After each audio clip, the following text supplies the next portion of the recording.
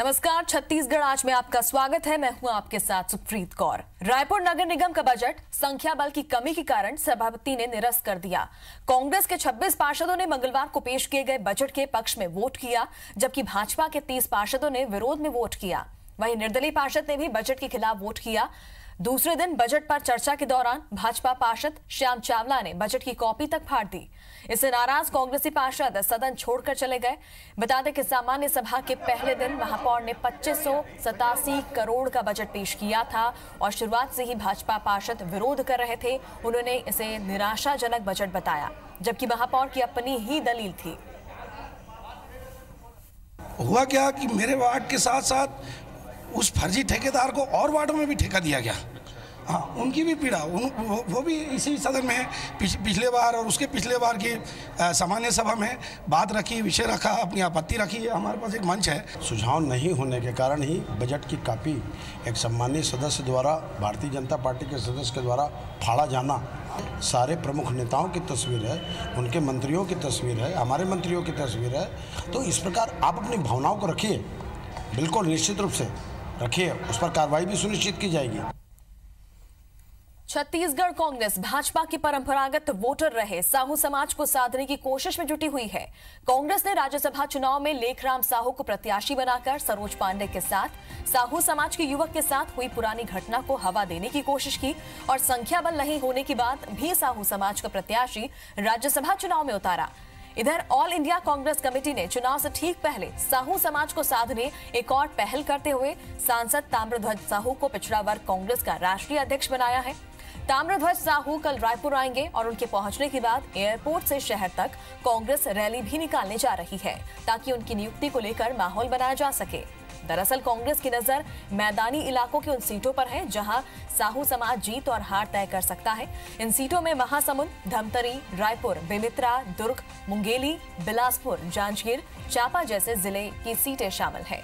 कांग्रेस का कहना है कि साहू समाज को कांग्रेस ने प्रतिनिधित्व देने का काम किया है, वहीं बीजेपी इसे तुष्टीकरण और जातिवाद की राजनीति बता रही है। एक और भारतीय जनता पार्टी है जिसके नेता साहू समाज के ही लोगों का अपमान करते हैं। दूसरी ओर कांग्रेस है जिसने इस पार्टी के लोगों का सम्मान किया है। श्री ताम्रध्वज साहू को दुर्ग लोकसभा से प्रत्याशी बनाया गया। श्री लेखराम साहू को राज्यसभा चुनावों में प्रत्याशी बनाया गया।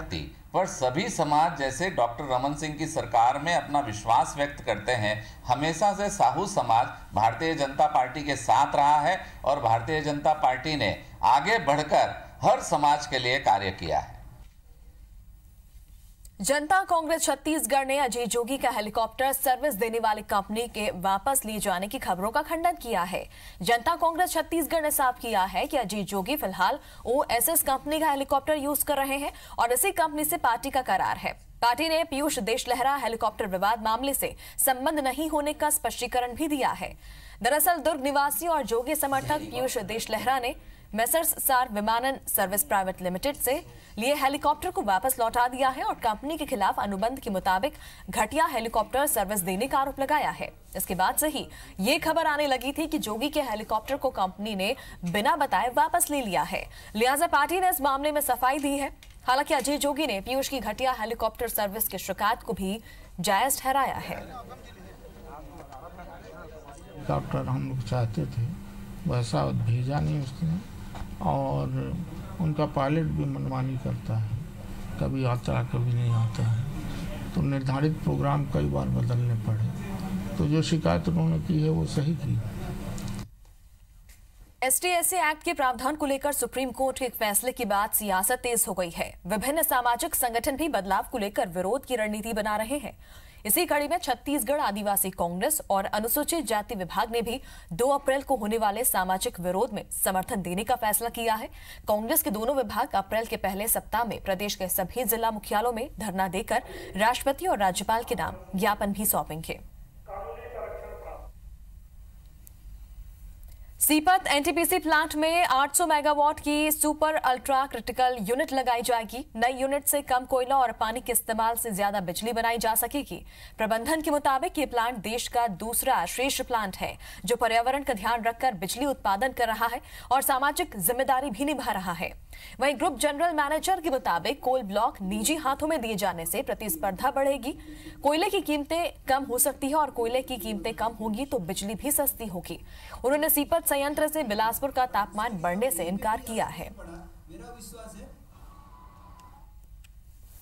राज्य शासन की कोर पीडीएस योजना प्रदेश की दूर दराज के उन जिलों के लिए मील का पत्थर साबित हो रही है जो कि दुकानों के बंद होने की वजह से कई बार राशन से वंचित हो जाते थे। इस योजना के तहत हितग्राही न सिर्फ किसी भी राशन दुकान से राशन ले सकते हैं बल्कि उनका राशन अब किसी भी राशन दुकान संचालक किसी और को नहीं दे सकता।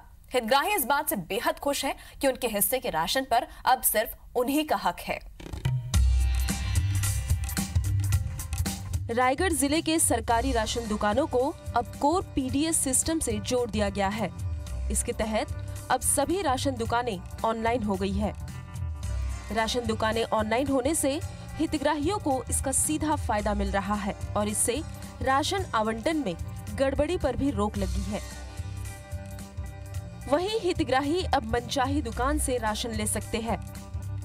पहले पीडीएस सिस्टम नहीं होने से गरीबों को सरकारी योजना का लाभ नहीं मिल पाता था और पात्र होने के बाद भी गरीब यहाँ वहाँ भटकते रहते थे। राशन दुकान संचालक और बिचौलिए गरीबों का राशन हजम कर जाते थे। लेकिन अब इन्हीं परेशानियों को खत्म कर गरीबों को उनका हक देने के लिए जिले के सभी राशन दुकानों में राशन कार्डों को आधार से मर्ज किया गया है, जिससे अब हितग्राहियों को थंब इम्प्रेशन लेने के बाद ही राशन दिया जाता है।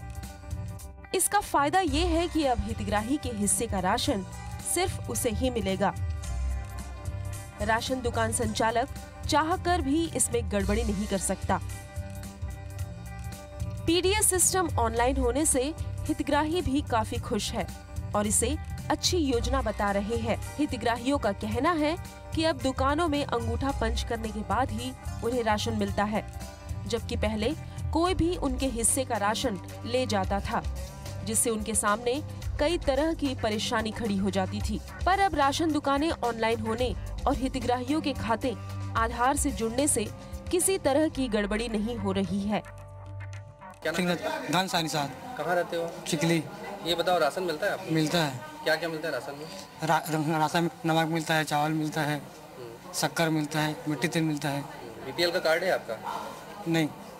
कब से मिल रहा है राशन? समय पे मिल जाता है? हाँ, समय पे मिल जाता है। कितना फायदा मिल रहा है, मतलब कितना मदद मिल जाता है? सरकारी राशन मिलता है आपको? बहुत मिल रहा है मदद। गरीब परिवारों को फायदा मिल रही है? पूरा फायदा मिल रहा है। ये बताओ, आप राशन कार्ड है आपके? हाँ है। क्या मिलते राशन में आपको? राशन में चावल मिलते, शक्कर मिलते, मडी तेल मिलते, नून मिलते। कतेक मदद मिल जाते है? सहायता मिलते नहीं मिले? बढ़िया सहायता है। बढ़िया जियत खाता नतवा में। और सब लमाने अंगूठा लगाता ना, तो राशन देते, नहीं तो नहीं दे। अच्छा। हाँ। कबर लगवाते हैं अंगूठा, मालूम है आप? मतलब मशीन में आने ले जाए चावल लगा के। हाँ, तो अच्छा है मतलब। हाँ, अच्छा है। हाँ, अच्छा है। गड़बड़ी है रुकी। हाँ। रायगढ़ जिले की बात करें तो जिले में 836 राशन दुकानें हैं, जिन्हें इस सिस्टम से जोड़ा गया है। बायोमेट्रिक आने से पात्र हितग्राहियों को ही राशन मिल रहा है। प्रत्येक हितग्राही को 35 रुपए में 35 किलो चावल मिल रहा है। इसके साथ ही गेहूं, शक्कर, दाल, नमक भी दिया जा रहा है। अधिकारियों का भी कहना है कि सभी राशन दुकान संचालकों को टैबलेट दिया गया है, जिसके जरिए अब वे आधार से लिंक हितग्राहियों को थंब इम्प्रेशन के बाद ही राशन देते हैं। इससे गड़बड़ियों पर रोक लगने के साथ ही पीडीएस सिस्टम में पारदर्शिता आई है। जिले में 2017 से रायगढ़ में कोर पीडीएस 45 दुकानों के माध्यम से संचालित है, जिसके तहत उपभोक्ता को किसी भी दुकान में अपने मर्जी से सामग्री लेने का इनका अवसर मिला है, जिससे लाभान्वित हो रहे हैं। और आगामी माह अप्रैल से 2 नगर निगम नगर पालिक क्षेत्र में एक सारंगगढ़ और खरसिया में चालू होने वाला है, जिसके लिए तारीख की जा चुकी है। शीघ्र ही यहाँ पर भी चालू किया जाएगा। सर इस सिस्टम में पारदर्शिता रहती है, किसी हिस्से का राशन कोई दूसरा गबन नहीं कर पाएगा? नहीं, ऐसा नहीं। इसमें क्या है कि उनको जाना है और अपने उसे बायोमेट्रिक से इनको दिया जाता है। ऑनलाइन ही वितरण करने का प्रावधान है, इनको ऑफलाइन के करने का नहीं, इसलिए इनके सामग्री को दूसरा ले नहीं सकता। तो पारदर्शिता बनी रहेगी। और उनका एक फ़ायदा है कि जहाँ पे कोई दुकान ठीक से संचालित नहीं करता है, वहाँ पर दूसरे दुकान को भी चुन करके लेने का इनको अवसर मिला है, इसलिए इनको बहुत अधिक सुविधा मिला हुआ है। प्रदेश सरकार यहाँ के हर उस व्यक्ति तक इस योजना का लाभ पहुँचाना चाहती है जो इसके लिए पात्र है।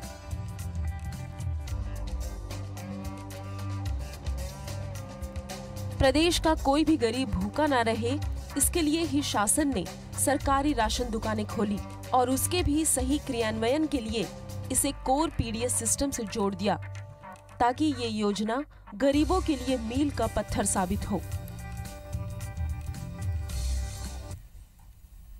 और लोक सुराज अभियान का तीसरा चरण जारी है। इसके तहत मुख्यमंत्री रमन सिंह जिलों का दौरा करते हैं। इस दौरान उनका हेलीकॉप्टर अचानक किसी गांव में उतरता है, जहां चौपाल लगाकर सीएम रमन सिंह ग्रामीणों की समस्याएं सुनते हैं और उनका निराकरण करते हैं।